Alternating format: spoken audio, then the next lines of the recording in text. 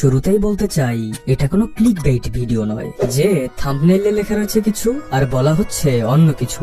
আপনি শুধু ধৈর্য ধরে 10টা মিনিট ভিডিওটি দেখুন। আমরা আপনাকে স্টেপ বাই স্টেপ বুঝিয়ে দেব কিভাবে একটি বিজনেস শুরু করবেন কোনো টাকা ছাড়াই। বর্তমানে ওয়ার্ল্ডের সবথেকে পাওয়ারফুল কান্ট্রি হলো আমেরিকা। কেন? কারণ তাদের ইকোনমি নাম্বার 1। সেকেন্ড ওয়ার্ল্ড পাওয়ার হতে চাইছে চায়না।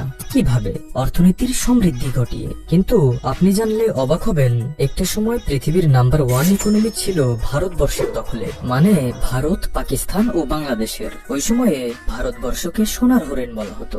ভারতবর্ষের কন্ট্রিবিউশন পুরো ওয়ার্ল্ডের টোটাল জিডিপির 36% ছিল। এরপর এমন কি হলো যে আজ ওই সোনার হরিণ খ্যাত রাষ্ট্রটি সরকারি চাকরিকে সোনার হরিণ মানতে শুরু করলো। আমরা বিজনেস করতে ভুলে গেলাম, এন্টারপ্রেনিয়ারশিপ ভুলে গেলাম। যাদের পুরো পৃথিবী কন্ট্রোল করার কথা ছিল, তারা আজ কে কিভাবে পৃথিবীকে কন্ট্রোল করছে তা মুখস্থ করতে বসে গেল। এই বিষয়টি সহজভাবে বুঝতে গেলে আপনাদেরকে একটু 1835 থেকে ঘুরে আসতে হবে। কারণ ওই সময় লর্ড ম্যাকাউলি বিজনেসের বিরুদ্ধে, ভারতবর্ষের বিজনেসম্যানদের বিরুদ্ধে এমন এক ষড়যন্ত্র করেছিল যা পুরো ভারতবর্ষকে কয়েক গুণ পিছিয়ে দিয়েছে। লর্ড ম্যাকাউলির নামটা তো আপনি শুনেছেন, কারণ তিনি ভারতবর্ষের এডুকেশন সিস্টেম বানিয়েছেন। তিনি ব্রিটিশ পার্লামেন্টে যান এবং বলেন, আমি পুরো ভারতবর্ষ ঘুরে দেখেছি, উত্তর থেকে দক্ষিণ, পূর্ব থেকে পশ্চিম, কিন্তু কোথাও আমি কোনো গরিবকে দেখতে পাইনি, কোনো ক্ষুধার্তকে দেখতে পাইনি, কোনো অসহায়কে দেখতে পাইনি। সবাই সুখে দিন কাটাচ্ছে, অর্থ সম্পদেরও কোনো কমতি নেই। এখন এমন ধনী, সমৃদ্ধ ও জ্ঞানী রাষ্ট্রকে আমরা কখনোই গোলাম বানাতে পারবো না, শুধুমাত্র একটি উপায় ব্যতীত। তা হলো তাদের এডুকেশন সিস্টেমটাকেই বদলে দেওয়া, মানে মাইন্ডসেটটাকেই বদলে দেওয়া। তার এই পুরো লেটারটাই ডকুমেন্টেড। আপনি কেবল গুগলে লর্ড ম্যাকাউলির ব্রিটিশ পার্লামেন্ট লিখে সার্চ করলেই প্রমাণ পেয়ে যাবেন। যাই হোক, চলুন আবার ইতিহাসে ডুব দেওয়া যাক। লর্ড ম্যাকাউলি বলেন, এদের এডুকেশন সিস্টেমকে এমন ভাবে বদলাতে হবে যেন প্রতিটি জিনিসেই তারা ইংলিশকেই বেস্ট মানতে শুরু করে, আমাদেরই সেরা মানতে শুরু করে, আর ভারতীয় বৈদিক শাস্ত্র সহ সবকিছু ধীরে ধীরে ছেড়ে দেয়। মজার ব্যাপার হলো, তার তৈরি 1835-এর এডুকেশন সিস্টেম বর্তমান প্রজন্মেও চালু রয়েছে। যদিও আমাদের গভর্নমেন্ট এই সমস্ত সিস্টেমকে চেঞ্জ করার চেষ্টা করছে। যদি তা করতে পারে, তবে পরবর্তী প্রজন্ম নতুন এক দিশা খুঁজে পাবে। তো চলুন আবারও ইতিহাসে বিলীন হয়ে যাই। 1835-এ আপনি একবার নিজেকে লর্ড ম্যাকাউলির জায়গায় চিন্তা করে দেখুন। আপনি ভারতবর্ষে এসেছেন রাজ করতে। আপনি চান আপনার রাজত্ব চলছে এবং আপনার রাজত্বই সবসময় চলবে। আপনি সবসময় মালিক থাকবেন। তো আপনার কি প্রয়োজন? কেবল এমপ্লয়ি, মানে কর্মচারী। আর এই কর্মচারী বা এমপ্লয়ি তৈরির ক্ষেত্রে তারা এডুকেশনকে বেছে নিয়েছিলেন, কারণ তারা জানতেন শিশুদের বলা হয় আগামী দিনের ভবিষ্যৎ। তাই শিশুদের নিয়ন্ত্রণ করতে পারলেই ভবিষ্যৎ আমাদের হাতে। তাই তারা এডুকেশন সিস্টেম বদলাতে গোপনে ষড়যন্ত্র চালায়। তারা চেয়েছিল তাদের এমপ্লয়ি যেন পাঞ্চুয়াল হয়, টাইমলি আসবে, টাইমলি যাবে, যেমনটা স্কুলে করানো হয়। সকাল 7টা থেকে ক্লাস শুরু, মানে 7টায় পৌঁছাতে হবে। 1 মিনিট দেরি হলেই শাস্তি। 12টায় টিফিন, 30 মিনিটে টিফিন শেষ করতে হবে। 3টা-4টার দিকে যখন স্কুল ছুটি হবে, তখনই একটা ছাত্র স্কুল থেকে বের হয়ে যেতে পারবে, ঠিক এমপ্লয়িদের মতো। এরপর তারা চেয়েছিলেন তাদের এমপ্লয়ি যেন ইমানদার হয়, যা বলবো তাই করবে, সত্যবাদী হবে, লোভ করবে না, খুব বেশি উঁচু চিন্তা ভাবনা করবে না, সব সময় সন্তুষ্ট থাকবে। তো তারা এই কথাগুলোকে এডুকেশনের মোরাল বানিয়ে দেয়, যাতে এই মাইন্ডসেটের এমপ্লয়িদের উপর রাজত্ব করাটা অনেক সহজ হয়ে ওঠে। তারা এডুকেশনের মাঝে ইংলিশকে এমন ভাবে প্রতিষ্ঠিত করে যেন তারাই সেরা, তারাই সব। ইংলিশ না জানলে কিছুই করা সম্ভব না। সেই এডুকেশন সিস্টেম এমন ছিল, যা পাঠ্য বইয়ে থাকবে তাই সঠিক, তার উপরে কোনো প্রশ্ন করা চলবে না। কখনো যদি কোনো ছাত্র তার গুরুকে বলতো, পণ্ডিত মশাই এটা এমন কেন, পণ্ডিত বলতো কোনো প্রশ্ন নয়, বইয়ে যা আছে তাই সঠিক। তারা চেয়েছিল এই ছাত্ররাই যখন বড় হয়ে এমপ্লয়ি হবে, তখন এভাবেই যেন আমাদের সিদ্ধান্তকে সঠিক বলে মেনে নেয়, কোনো প্রশ্ন না করে। যেখানে ভারতীয় বৈদিক পরম্পরাগুলোতে বলা ছিল প্রশ্ন করতে, যেখানেই কৌতূহল হবে সেখানেই জ্ঞান অর্জন করতে। তারা এডুকেশনকে তাদের সুবিধা অনুযায়ী একটি নির্দিষ্ট গণ্ডির মাঝে নিয়ে এসেছিল, যেমনটা আমাদের বর্তমান এডুকেশনের শুরুর 12 থেকে 14 বছর পর্যন্ত রয়েছে। তারা চেয়েছিল আমাদের মাইন্ডসেট যেন এমন হয় যে লেখাপড়া মানেই চাকরি, চাকরি মানেই লেখাপড়া। সাবজেক্টগুলো তারা ঠিক সেইভাবেই নির্ধারণ করেছিল, যেখানে ছিল না কোনো লিডারশিপের শিক্ষা, মানুষকে একত্র করার শিক্ষা, সবাইকে একসাথে নিয়ে চলার শিক্ষা, বিজনেস বিল্ড করার শিক্ষা, মার্কেটিং এর শিক্ষা, সেলস এর শিক্ষা, ব্র্যান্ডিং এর শিক্ষা, টিম বানানোর শিক্ষা, নিজে না কাজ করেও কিভাবে বিজনেস চালানো যায় তার শিক্ষা। কারণ তারা জানতো কাল যদি এরা লিডার হয়ে ওঠে তবে আমাদের বিরুদ্ধে রুখে দাঁড়াবে, প্রশ্ন করবে, অন্যায়ের প্রতিবাদ করবে। এর জন্যই তারা শিখিয়েছে কিভাবে নিজের কাজ নিজেকে করতে হবে। কারণ যদি আপনি নিজের কাজ নিজে করেন তবে চাকরিজীবী হবেন, আর যদি অন্যকে দিয়ে কাজ করানো শিখে যান তবে বিজনেসম্যান হবেন। আর যে জাতি বিজনেস জানে তাদের অর্থনীতিও অনেক সমৃদ্ধ হবে। ফলে আমাদের আর এখানে রাজ করা চলবে না। এরপর তারা বিজনেসকে একদম চিরতরে বন্ধ করার জন্য আরো একটি পদক্ষেপ নেয়, সেটা হলো লাইসেন্স প্রথা। মানে এটা করতে গেলে এই লাইসেন্স লাগবে, ওটা করতে গেলে ওই লাইসেন্স লাগবে। আর লাইসেন্স পাওয়াটা ওই সময় অনেক কাঠখড় পোড়ানো ব্যাপার ছিল। মানে তারা আমাদের বিজনেস করতেই দেবে না। এবার তোরা চাকরিজীবী না হয়ে, গোলাম না হয়ে যাবি কোথায়? তো আমাদের গ্রো না করার পেছনে সব থেকে বড় একটি বাধা হলো এডুকেশন সিস্টেম, যেখানে আমাদের কেবল চাকরির বিষয়ে শেখানো হয়েছে, বিজনেসের বিষয়ে নয়। আর বিজনেস ব্যতীত কোনো জাতির অর্থনৈতিক বিপ্লব ঘটানো সম্ভব নয়। হয়তো আপনি এখন সমস্যাটা বুঝতে পারছেন। এর জন্যই দেখবেন আমাদের মাঝের বেশিরভাগই বিজনেস করার নাম শুনলেই বলে, আরে ভাই বিজনেস সে তো অনেক টাকার খেলা, এটা কোনো করার জিনিস। যাই হোক, আজ এই ভিডিওর মাধ্যমে আপনার ভেতর থেকে বিজনেস রিলেটেড সব ভয় দূর হয়ে যাবে। পরবর্তী কিছু মিনিটের মাঝেই আপনি একটি ক্লিয়ার ধারণা পেয়ে যাবেন how to start a business with no investment, মানে কোনো টাকা ছাড়াই বিজনেস শুরু করার বিষয়ে। এবং আজকের ভিডিওতে আমরা যে বিষয়গুলো আপনাকে বলবো তা প্রতিটি বিজনেসের জন্যই অমৃত। So my dear brothers and sisters, let's start. প্রথমেই একটি বিষয় ক্লিয়ার করে নিতে চাই, জিরো ইনভেস্টমেন্ট বলে কিছুই হয় না। আপনি যাই করুন না কেন সেখানে টাইম ইনভেস্ট হবেই, আর টাইম ইজ মানি। এছাড়াও আমি ধরে নিচ্ছি আপনি আপনার ব্রাইট ফিউচারের কথা ভেবে আপনার বিজনেসে অন্তত 10 থেকে 15,000 টাকা তো ইনভেস্ট করতেই পারেন। যেখানে আজকাল মানুষ বিজনেস শেখানোর কথা বলেই 30 থেকে 40,000 টাকার কোচ ফিস নিচ্ছে, সেখানে 10 থেকে 15,000 টাকার বিজনেস ইম্পসিবল মনে হতে পারে, কিন্তু অসম্ভব নয়। আপনাকে ছোট থেকে শুরু করতে হবে এবং স্টেপ বাই স্টেপ এগোতে হবে। প্রথম যে স্টেপ সেটা হলো আপনি কখন বিজনেস শুরু করবেন। দেখুন, বিজনেস শুরু করার নির্দিষ্ট কোনো সময়কাল নেই, তবে বেস্ট টাইম হলো যখন আপনি লেখাপড়া করছেন, অর্থাৎ কলেজ লাইফে আছেন, যখন আপনার উপরে কোনো ইনকামের প্রেসার নেই। তখন যদি আপনি কোনো বিজনেস শুরু করেন তবে সেই বিজনেস ফেল হবে, এটা মোটামুটি নিশ্চিত। কিন্তু সেই সময় বিজনেস করার পারপাস অ্যাকচুয়াল বিজনেস করা নয়, বরং বিজনেসকে ডিপলি জানা, প্র্যাকটিক্যালি শেখা। ফলে যখন আপনি পরবর্তীতে আবারও বিজনেস শুরু করবেন তখন আপনি সহজেই বুঝতে পারবেন আপনার কোনটা করা উচিত আর কোনটা করা উচিত নয়। কিন্তু যদি আপনি কলেজ কমপ্লিট করে থাকেন, লেখাপড়ার গণ্ডি পার করে থাকেন, তবুও কোনো সমস্যা নেই, কারণ যখন ঘুম থেকে উঠবেন তখনই সকাল। বিজনেস করবেন এটি মনস্থির করার পর আপনার সামনে সব থেকে বড় যে বাধাটি আসবে তা হলো আপনি কোন বিজনেস করবেন। আপনি এই বিষয়ে ইউটিউবে বিভিন্ন ভিডিও দেখতে পারেন, কাউকে দেখে শিখতে পারেন, কারো থেকে পরামর্শও নিতে পারেন। সব থেকে ইফেক্টিভ যে বিষয় সেটা হলো আপনি লাইফে যে সমস্যা ফেস করছেন তার কোনো একটি সমাধানের চেষ্টা করা এবং সেটাকে বিজনেসে বদলে দেওয়া, কারণ সেই প্রবলেমই আপনি সব থেকে ভালো সলভ করতে পারবেন যেটা আপনি নিজে ফেস করেছেন।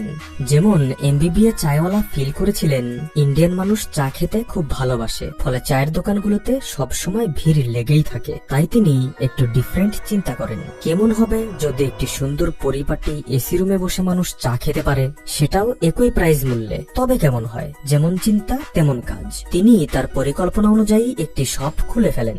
তিনি বলেন, আমার মাথায় তো কোনো শিং নেই যে মানুষ আমায় দেখতে আসবে এবং আমার কাছে এসে চা খাবে, তাই আমি গ্রাহকের কাছে গিয়েছিলাম। তিনি দোকান শুরু করার প্রথম কয়েকদিন বিনামূল্যে রাস্তায় চলতে থাকা লোকেদের এবং গাড়িতে থাকা বিভিন্ন লোকেদের ফ্রিতে চা খাওয়ান, আর তার চায়ের ব্র্যান্ড নেমও ছিল। ফলে তার ফেমাস হতে খুব বেশি সময় লাগেনি। একটি শপ খুলে সফল হবার পর ইন্ডিয়ার বড় বড় বিভিন্ন শহরগুলোতে তিনি আরো শপ ওপেন করেন এবং বিজনেসকে অটো পাইলট মোডে বদলে দেন এবং খুব কম বয়সেই একজন মিলিয়নার হয়ে যান। ঠিক আপনাকেও এমনই কোনো একটি আইডিয়া খুঁজে বের করতে হবে নিজের লাইফকে অবজার্ভ করার মাধ্যমে। যেমন কিছুদিন আগে আমরা আমাদের বাড়ি ওয়ারিং করার জন্য ইলেকট্রিশিয়ান নিয়ে আসি, সে মোটা অঙ্কের টাকা চার্জ করে বাড়ি ওয়ারিং করে দেয়। কিছুদিন পর একটি সুইচে প্রবলেম দেখা দেয়, তো সামান্য একটি কাজের জন্য আবারও তাকে ডেকে আনার থেকে কিছুটা ইলেকট্রিক কাজ জানা থাকায় সমস্যার সমাধান আমিই করি। এমন সময় আমার মাথায় একটি বিজনেস আইডিয়া চলে আসে। আমি স্টেপ বাই স্টেপ এই ওয়ারিং বিজনেসটাকেই বড় করার একটি ধারণা আপনাদের দেব, যে ধারণা সংগ্রহ করতে আমার প্রচুর গবেষণা করতে হয়েছে। যাই হোক, আপনি আপনার বিজনেসের অ্যাকর্ডিং এই আইডিয়াগুলোকে কাজে লাগাবেন।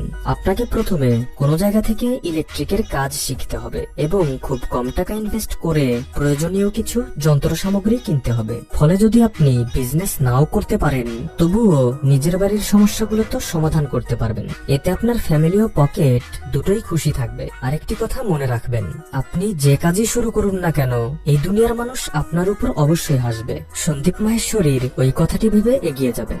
সব থেকে বড় রোগ কি বলবে লোক, তবেই সফল হতে পারবেন। কাজ শেখা কমপ্লিট করার পর আপনি নিজের বাড়ি থেকেই কাজ শুরু করতে পারেন। ইলেকট্রিশিয়ান যে কাজটি করার জন্য 5,000 টাকা নিত, সেই কাজটি করতে আপনি বাড়ি থেকে মাত্র 2,000 টাকা নিলেন। ব্যাস, আপনার বিজনেস শুরু, সেটাও জিরো ইনভেস্টমেন্টের সাথে। এরপর যে ধাপগুলো রয়েছে, বিশ্বাস করুন সেগুলো অনেক মজার, কারণ এখান থেকেই আপনার মূল স্ট্রাগল শুরু হতে চলেছে। যে কাজটি করতে ইলেকট্রিশিয়ানরা 5,000 টাকা নেয়, সেই একই কাজ আপনি আপনার সোসাইটিতে, লোকালিটিতে, এখানে ওখানে 3,000 বা 2,000 টাকায় করতে শুরু করুন এবং খুব সুন্দরভাবে করার চেষ্টা করুন। কোয়ালিটি বজায় রাখুন। তো বলুন, এখন কি মানুষ আপনাকে কাজের জন্য ডাকবে না? উত্তর হলো না, কারণ আপনার পাবলিসিটি এখনো হয়নি। কেউ জানেই না আপনি কত কম মূল্যে এই কাজ করেন। তো এবার আপনাকে কার্ডের ব্যবস্থা করতে হবে। মানুষ এখানেই ভুলটা করে, তারা কার্ড ছাপাতে বা পাবলিসিটি করতে সবসময় কম ইনভেস্ট করে। আপনার এটা করা চলবে না, কারণ আপনাকে এমন কার্ড বানাতে হবে যা দেখে মানুষ তাক লেগে যাবে। বাকি 10 জনের থেকে তা আলাদা হবে, যেখানে 50%-এর ডিসকাউন্ট রাখতে পারেন। কারণ আমাদের দেশের মানুষ ডিসকাউন্টে সেবা পেতে খুবই পছন্দ করে। তারা কোথাও যদি দেখে প্রোডাক্ট মূল্য 400 টাকা আর ডেলিভারি চার্জ 50 টাকা, তারা তা নেবে না। তারা নেবে সেটাই যার প্রোডাক্ট মূল্য 500 টাকা আর ডেলিভারি চার্জ ফ্রি। তাই আপনাকেও আপনার কাজের উপর ডিসকাউন্ট দিতে হবে। 10,000 টাকার কাজ 5,000 টাকায় করতে হবে, সেটাও 1 সপ্তাহের মধ্যে কল করলে। যখন আপনি এমন টাইম লিমিট বেঁধে দেবেন, তখন অবশ্যই মানুষ আপনাকে কল করবে, কারণ এটা একটা সেলিং টেকনিক। আর সেই সাথে আরো একটি ক্রেজি অফার আপনার কাস্টমারদের দিতে পারেন। সেটা হলো, আপনি যে বাড়িতে ইলেকট্রিকের কাজ করবেন, সেই বাড়িতে কোম্পানির তরফ থেকে 1 বছরের সমস্ত ছোটখাটো কাজ একদম ফ্রিতে করে দেওয়া হবে। আর আপনার সার্ভিস 24/7 চালু থাকবে। মানে রাত 2টায় যদি কেউ ইমার্জেন্সি প্রয়োজনে আপনাকে কল করে, তবুও আপনি চলে যাবেন সেবা দেওয়ার জন্য। এখন এই সুবিধাগুলো দিয়ে যদি আপনি মাসে 10টি বাড়িও টাচ করতে পারেন আর 2,500 টাকা করেও রাখেন, তবে 1 মাসেই হয়ে যাচ্ছে 25,000 টাকা। এর জন্য আপনাকে কি ইনভেস্ট করতে হয়েছে? কিছুই না, জাস্ট টাইম। আর সেটা তো এমনিতেও চলে যেত। আর আপনার এই বিজনেস কখনো বন্ধ হবে না। কেন? কারণ জনসংখ্যা যত বাড়বে, ঘরবাড়িও ততই তৈরি হবে। যত ঘরবাড়ি তত কাজ। এখন ভাবুন, মাসে 25,000 টাকা, এটা কি কম? একটা কথা মনে রাখবেন, যেদিন নিজের যোগ্যতায় 1,000 টাকাও ইনকাম করবেন, সেদিন আপনি জিতে গেছেন। কারণ আপনি এখন একজন বিজনেসম্যান। আর যখন আপনার পরিবার দেখতে পাবে আপনি কোনো কাজের মাধ্যমে মাসে 15,000 টাকা ইনকাম করছেন, তখন তারাই ভাবতে শুরু করবে আপনাকে কিভাবে আরেকটু এগিয়ে দেওয়া যায়, কিভাবে 15,000 কে 25,000 বানানো যায়, 25,000 কে 50 আর 50 কে 1 লাখ। তো এরপর যখন কাজের চাপ বাড়তে শুরু করবে, তখন আপনি নিজের সাথে লোকেদের অ্যাড করুন। শুরুতে আপনি আপনার কোনো বিশ্বস্ত বন্ধু বা ভাইকে নিয়ে নিতে পারেন, আর তার সাথে স্যালারির হিসাবে নয়, বরং পার্টনার হিসেবে বা পার্সেন্টেজের হিসেবে ডিল করুন। এতে মাস শেষে তাকে টাকা দিতে হবে, এই চাপ আর আপনার উপর থাকবে না। আর এরপর যখন কাজের চাপ আরো বাড়বে, তখন আপনি আরো লোকেদের অ্যাড করুন, এমপ্লয় এমপ্লয়ি হিসেবে। আর আনএমপ্লয়মেন্টের তো কোনো কমতিই নেই আমাদের দেশে। আপনি এখানে সস্তায় অনেক লোককে পেয়ে যাবেন। একদিকে আপনি যেমন নিজের অর্থনৈতিক সমস্যার সমাধান করছেন, সেই সাথে আরো 10 জনের বেকারত্বও দূর করছেন। এটি অনেক বড় একটি কাজ, মহান একটি কাজ। এরপর বিজনেসকে বড় করার জন্য পাবলিসিটির উপর আরো জোর দিতে হবে। আপনাকে বেশি বেশি অ্যাড চালাতে হবে। চাইলে অনলাইনে অ্যাড দিতে পারেন এবং অ্যাডের সাথে সবাইকে জানিয়ে দিন call us for a free trial, যা মানুষের জন্য চরম লোভনীয় একটি বিষয়। আর মানুষ এমন সুযোগ হাতছাড়া করতে চাইবে না। ভেবে দেখুন, এই ফিল্ডে যারা প্রতিষ্ঠিত তারা কেবল টাকা কামানোর কথাই ভাবছে, যেখানে আপনি নিজের নয় কাস্টমারের সুবিধার কথা ভাবছেন, যেটা প্রতিষ্ঠিতরা চাইলেও পারবে না। সো এটা আপনার কাছে অনেক বড় একটি অ্যাডভান্টেজ।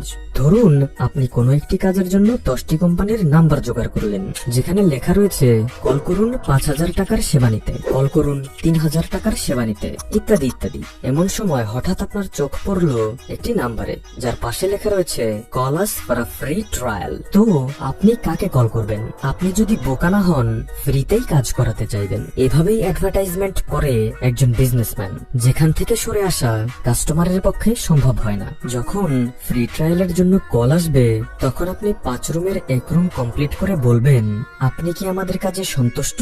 যদি সন্তুষ্ট হন, তবে 5 রুমের জন্য আমরা 50% ডিসকাউন্টের সাথে 10,000 টাকার কাজ মাত্র 5,000 টাকায় করে দিচ্ছি। সেই সাথে 1 বছরের সেবা বিনামূল্যে তো রয়েছেই। এছাড়াও আরো একটি বিজনেস স্ট্র্যাটেজি রয়েছে, যা এই বিজনেসে না হলেও আরো অনেক বিজনেসের ক্ষেত্রে কার্যকর। সেটা হলো আপনি ওই কাজের সাথে জড়িত কিছু লোককে বলে রাখতে পারেন, তারা যদি আপনাকে কাজের সুযোগ এনে দিতে পারে, তবে তাদের জন্য রয়েছে 15% কমিশন।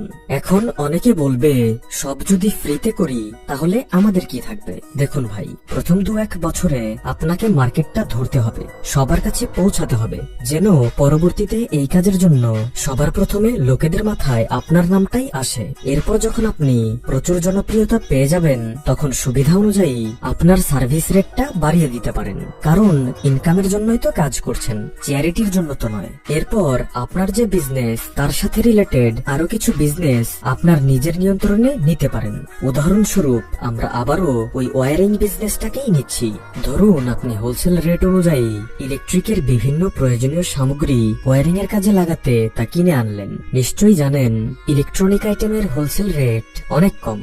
তো প্রয়োজনীয় এই আইটেমগুলো নিয়ে এসে যখন কোনো বাড়িতে ওয়ারিং এর কাজ করছেন, তখন কাস্টমারকে এই অফার দিন, আমরা ওয়ারিং এর সমস্ত আইটেম নিজেরাই দিয়ে থাকি, সেটাও যে কোনো ইলেকট্রনিকের দোকানের থেকে অনেক কম মূল্যে। আপনি চাইলে যাচাই করে নিতে পারেন। লোভনীয় এই অফারটি পেয়ে কাস্টমার নিশ্চয়ই রাজি হবে, ফলে আপনার সামনে নতুন আরেকটি বিজনেস স্কোপ খুলে যাবে। আপনাকে সবসময় চেষ্টা করতে হবে সেল বেশি লাভ কম, এই নীতিটা ফলো করতে। তো এখানে আপনার কাস্টমার যেমন সঠিক কোয়ালিটির প্রোডাক্ট পাচ্ছে, সাথে সেটা কিনে আনার ঝামেলা থেকেও মুক্তি পাচ্ছে, আর প্লাস পয়েন্ট হিসেবে অনেক টাকার সাশ্রয়ও করছে।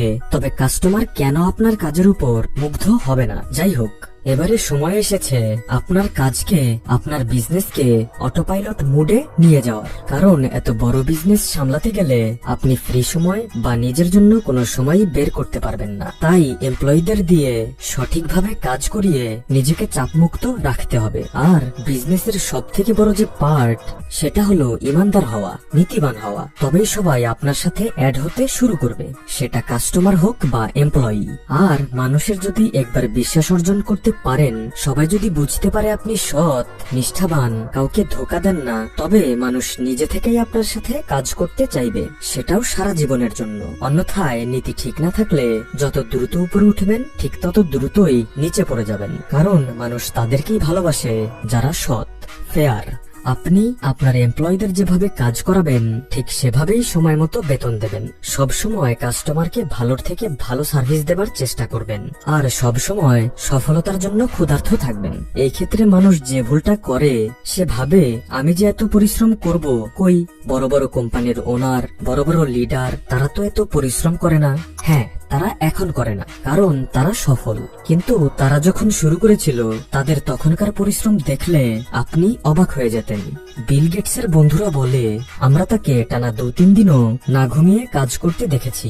যখন সে খুব বেশি ক্লান্ত হয়ে যেত তখন সে জুতো পরেই ঘুমিয়ে যেত। পৃথিবীর সব থেকে ধনী ব্যক্তি ইলন মাস্ক কত রাজ্যে তার টেবিল চেয়ারেই ঘুমিয়ে কাটিয়ে দিয়েছেন তার কোনো হিসেব নেই। সফলতা এমনি এমনি আসে না, আপনার ভেতরে ওই লিডার হবার কোয়ালিটি নিয়ে আসতে হবে। একবার স্টিভ ওয়াজনিয়াক, যিনি অ্যাপেলের ফাউন্ডার স্টিভ জবসের পার্টনার ছিলেন, তিনি তার ইন্টারভিউয়ে বলেন, স্টিভ জবস সবসময় রেগে থাকতো, এমপ্লয়ীদের সাথে মিসবিহেভ করত। সে যেমন এমপ্লয়ীদের সুযোগ সুবিধা দিত তেমনি তাদের দিয়ে কঠোরভাবে কাজ করিয়ে নিত। তার জায়গায় আমি থাকলে এমপ্লয়ীদের সাথে ভালো ব্যবহার করতাম, নাইস বিহেভ করতাম। তারপর তিনি একটু চুপ থেকে বলেন, হ্যাঁ, এর জন্যই হয়তো আমি কখনো ম্যাকবুক বা আইফোন বানাতে পারতাম না। তো এটাই হলো প্রকৃত লিডারের কোয়ালিটি। সে যেমন নরম হবে কাজের ক্ষেত্রে তেমনি গরম হবে। তো এই ছিল আমাদের আজকের আয়োজন। আশা করি এই ভিডিও থেকে আপনি অনেক কিছু শিখতে পেরেছেন। আর এই ভিডিওতে বলা প্রতিটি আইডিয়াই প্র্যাকটিক্যাল, কারণ আমরা তা বিভিন্ন বুক ও বিজনেস কোর্সের সেমিনার এবং নিজের অভিজ্ঞতা থেকে নিয়ে আপনাদের সামনে তুলে ধরার চেষ্টা করেছি।